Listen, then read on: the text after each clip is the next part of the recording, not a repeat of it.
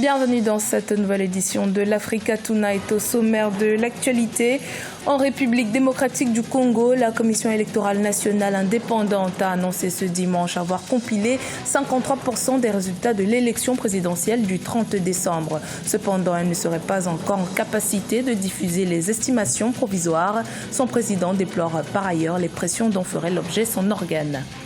L'année 2018 a été marquée par de nouvelles avancées dans le processus de réforme de l'Union africaine.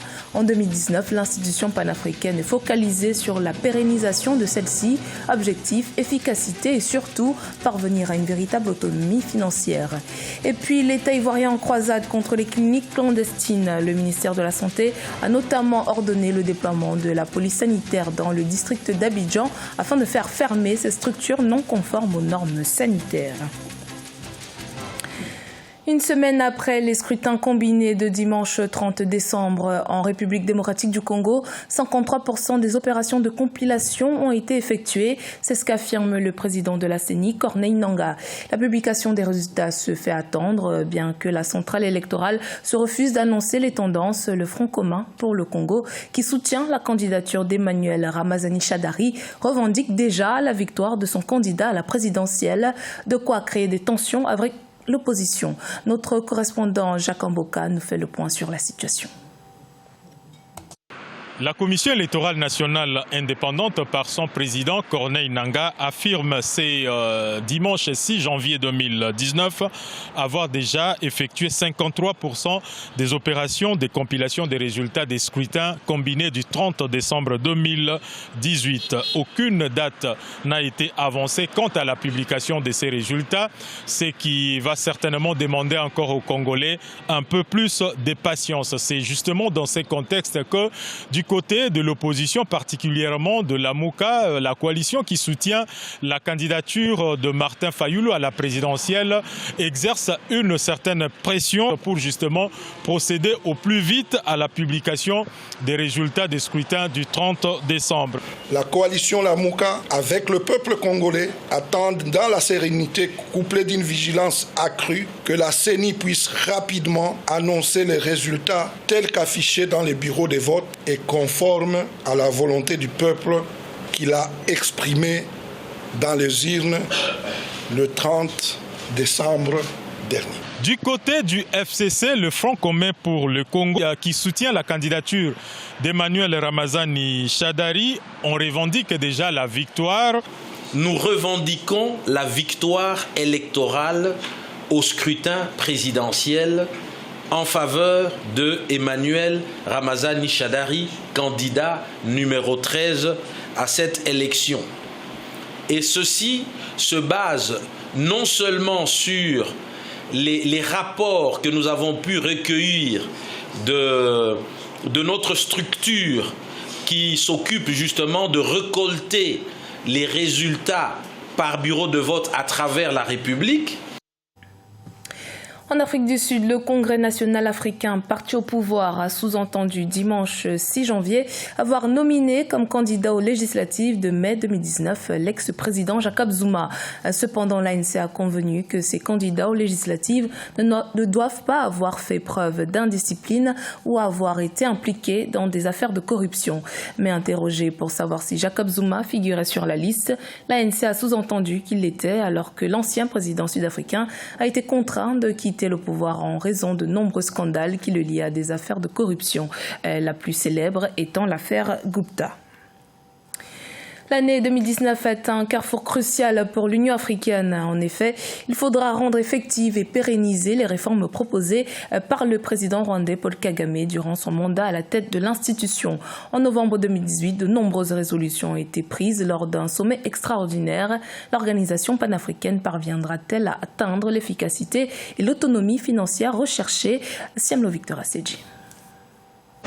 2019 est sans doute une année de défi pour l'Union africaine qui veut tendre vers sa réforme complète. Lors du sommet extraordinaire de novembre 2018, des résolutions ont été prises, entre autres le changement dans le mode d'élection du président de la Commission soumis à une présélection plus rigoureuse dès janvier 2021 et la réduction du nombre de commissions. Il y a quand même eu parmi les membres de l'Union africaine des personnes qui étaient opposées aux propositions formulées du chef de l'État rwandais Paul Kagame. Ceci étant, ça fait déjà un moment que l'on reproche à l'Union africaine le fait que ce soit quasiment une coquille vide dans le sens où il faut des financements. En 2019, l'institution panafricaine devra aussi concrétiser le projet de son autonomie financière. Des résultats sont attendus au niveau du Fonds pour la paix, financé par les revenus d'une taxe à l'importation de 0,2%, fonds en faveur duquel un régime de sanctions a été instauré. Peut-être que ça va faire quelque chose. Pour ça, il faut que chaque État africain confère à cette Union africaine tout le respect, lui confère ce droit, mais pour qu'on parle de droit, etc., il faut aussi que chacun contribue. Mais est-ce que cette taxe-là, qui a été mise en place, sera suffisante? Point d'interrogation. Il y a des membres de l'Union africaine qui ne contribuent pas. Les discussions sur d'autres réformes majeures qui divisent les 55 États membres devront également se poursuivre. Il s'agit notamment de la proposition de renforcer l'autorité du président de la Commission et de la ratification par tous du protocole de la zone de libre-échange continentale. Dans l'actualité également, nouvelle manifestation au Soudan. Des soutiens du président soudanais Omar el-Béchir prévoient de tenir mercredi 9 janvier un rassemblement pro-régime dans la capitale Khartoum. Ce en réponse à la manifestation anti-gouvernementale menée ce dimanche 6 janvier et qui a été interrompue par les forces de l'ordre. Depuis le 19 décembre 2018, le pays est secoué par un mouvement de contestation déclenché par la hausse du prix du pain et la situation économique critique du pays. L'Angola mise sur une réduction de la production pétrolière avec pour objectif 47 000 barils par jour pour une durée de 6 mois. Le pays espère ainsi une hausse des cours mondiaux et à terme parvenir à équilibrer les cours de l'or noir sur les marchés internationaux. Ange Noménian. L'Angola s'apprête à vivre une période de grande mutation dans sa filière pétrole. Avec une production initiale de 1,5 million de barils, le pays a décidé de réduire sa production de 47 000 barils par jour pour espérer impacter les marchés internationaux. Cette initiative entre dans le cadre d'une mesure prise par les pays membres de l'OPEP, Organisation des pays exportateurs de pétrole, qui est de réduire l'offre mondiale de 1,2 million de barils par jour pour une durée de 6 mois.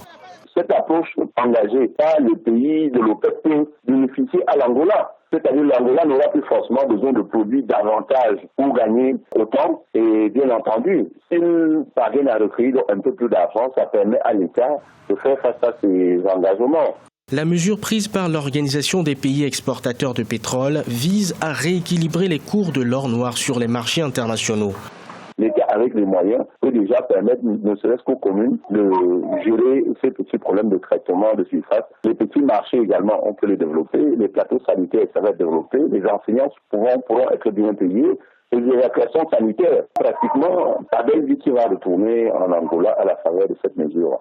Pour combler la baisse des cours du pétrole, l'État angolais avait déjà engagé un certain nombre de réformes. Environ 5 milliards de dollars ont été alloués à des projets du secteur privé à haut potentiel de substitution des importations et de promotion des exportations, notamment dans la production alimentaire, la pêche et l'agro-industrie. En guerre contre la prolifération des cliniques médicales clandestines, le ministère ivoirien de la Santé et de l'Hygiène publique a ordonné jeudi 3 janvier le déploiement de la police sanitaire dans le district d'Abidjan. Le gouvernement souhaite ainsi mettre fin à l'exercice de toutes les cliniques clandestines qui sont nombreuses dans le pays. Mathilda Diaby.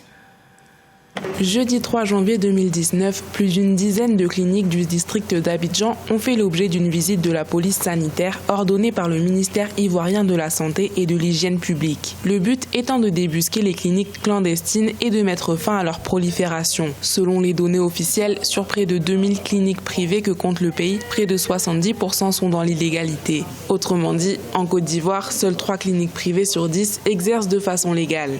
Le ministre Aka Awele déploie la police sanitaire sur le Grand Abidjan pour lutter contre les établissements sanitaires clandestins. Cette action contre la prolifération des cliniques privées clandestines vise à lutter contre la mauvaise qualité de soins offerts aux populations dans ces officines de santé. Il s'est agi au cours de ces visites inopinées de faire un contrôle administratif et technique.